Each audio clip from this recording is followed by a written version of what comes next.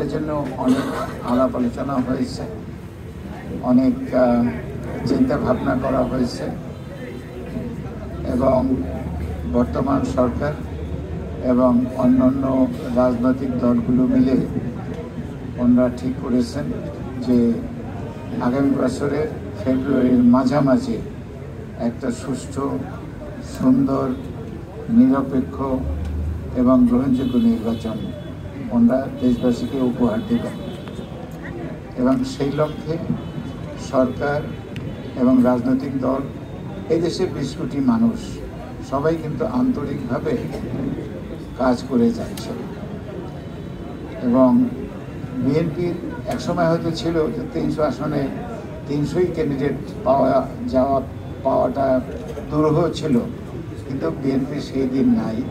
এখন 300 আসনে 2000-এর উপরে জেনুইন ক্যান্ডিডেট আছে যারা এমপি হওয়ার বা মন্ত্রী হওয়ার যোগ্য।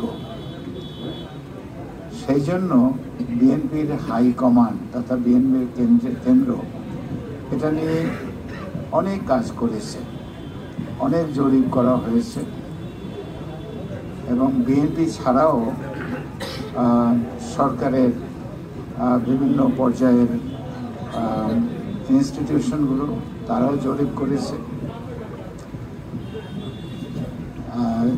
জামাত তো অনেক আগেই তাদের জরিপ শেষ করে তাদের ক্যান্ডিডেসি ডিক্লেয়ার করেছে।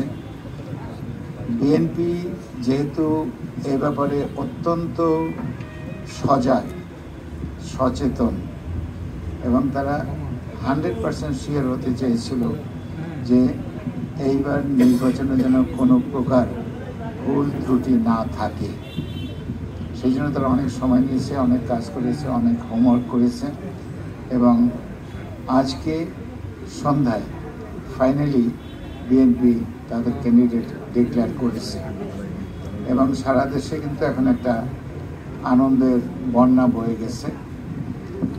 আপনারা আমাকে জিজ্ঞেস করেছিলেন আমার অনুভূতি এবং পদক্ষেপ কী ছিল।